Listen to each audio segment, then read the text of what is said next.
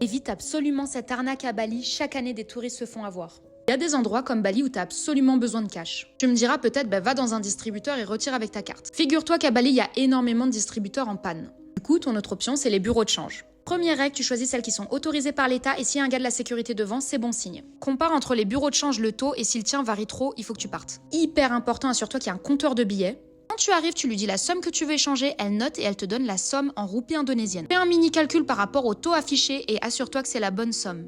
L'arnaque réside dans ce moment. Assure-toi qu'elle fasse pas tomber des billets sous le bureau. S'il y a une deuxième personne dans le bureau qui te distrait et qui te fait la conversation, ne la calcule pas trop. En gros, pendant que t'es occupé, ils font genre qu'ils comptent et en fait, ils te volent des billets.